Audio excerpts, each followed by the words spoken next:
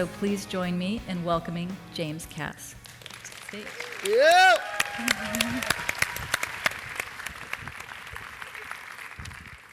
Hi, so before I get started, I just want to say U Speaks is celebrating our 15th year. Thank you. And on May 20th at the Davies Symphony Hall in downtown San Francisco, we're going to have the Grand Slam finals of the 15th annual U Speaks Teen Poetry Slam, which is amazing, and I hope you all come out there. My poem right now is going to be mediocre at best, but the kids are extraordinary, so come out and celebrate them May 20th, cool? All right. So I wrote a poem specifically for today, so it's fresh off the presses. You're the first people hearing it, so let's see how it goes. It's called How to Start a Nonprofit. Sustain it and grow it for 15 years in San Francisco during the height of the dot-com boom and bust and reboom and rebust and whatever it is you guys are calling it now. When you're 26, with no money, and the nonprofit is about kids and poetry. Brown kids and poetry, which everyone assures you there is no money for. And wait, what is it you do exactly? You do that full time? That's the title.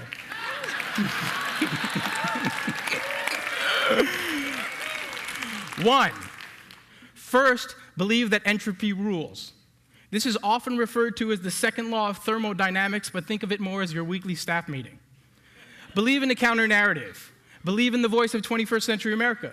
Believe in art that captures the changing demographics of the country. Believe in the moral imperative to speak, the movement from silence to voice.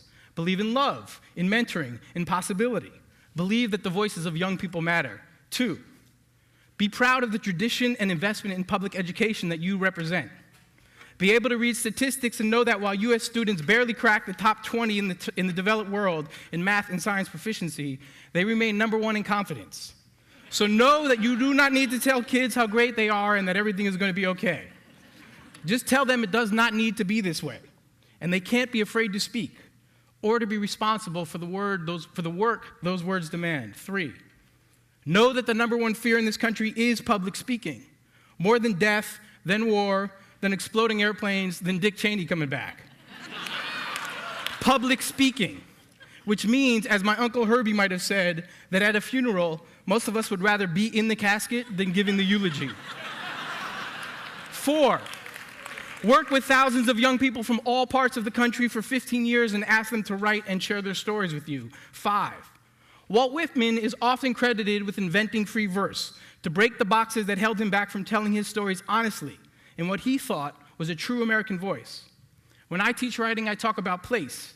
Not place as location, but place as history, as in what happened here, what is happening here now, and what will happen here someday.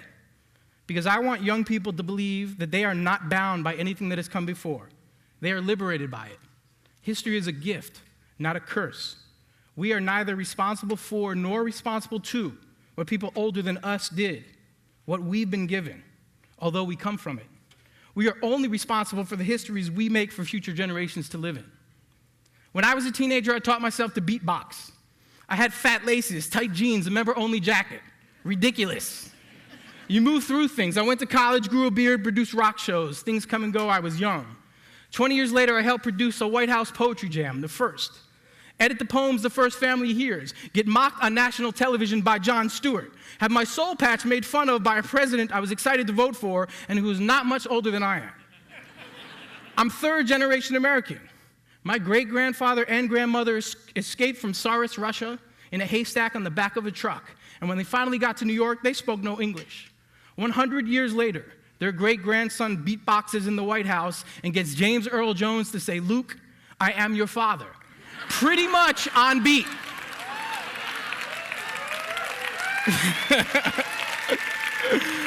And it is on YouTube, so you know it's true.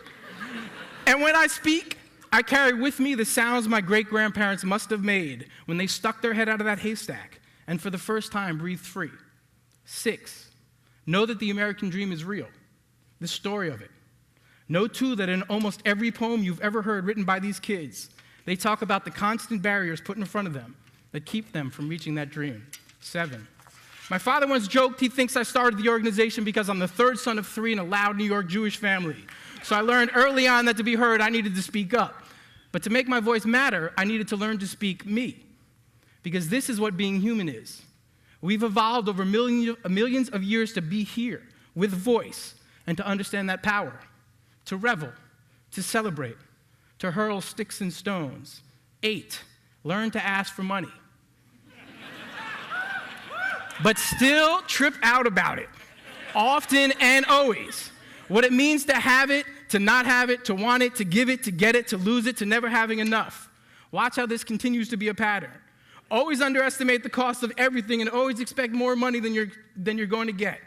Then get righteously angry about how all the money goes to the wrong places and what's wrong with this country's priorities and why do bills not disappear when you pretend to ignore them.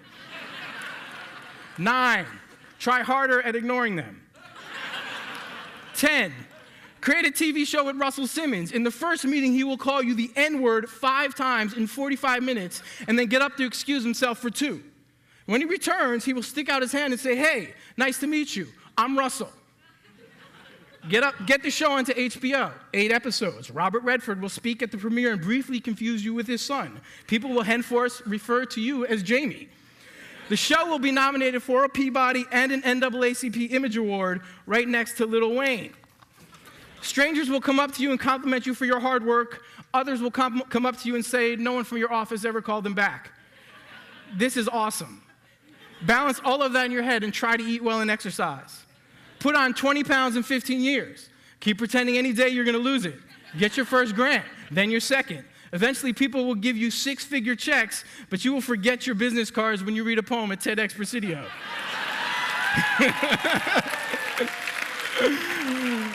11, yes, I have a strong tendency to complicate things, to add more rules to customs, practices to beliefs, all in an attempt to ossify the unknown into my own traditions. There is an old Yiddish story about a man who hides a precious gem among his belongings. Dying, he gives the gems to his daughter, asking her to someday give it to her oldest child. She does. Her son takes the gem and buries it in a field, marking it with a stone. When his hair turns white, he knows it is time to pass tradition along, so he shows his daughter, but she never sees the gem. Instead, passes along the story, telling her son to mark this very important place. He does, as does his daughter, his grandson, great-grandson, and the countless generations after that. Eventually, there is a large pile of stones, but no one knows why. A gem begets a stone, begets a story, begets a tradition, where meaning is buried and lost. 13, believe in democracy. Believe in the impossible. Believe in social change. Believe that history moves forward always. Believe in life. Believe in excellence. Believe in challenging young people to be excellent. Believe that our job as adults is to create spaces in which young people can thrive. Believe the gem is buried just beneath the surface. Believe not too many of us are satisfied. And believe that the creativity, intelligence, imagination, voice, identity, and power of young people can change the world. Thank you. Yeah.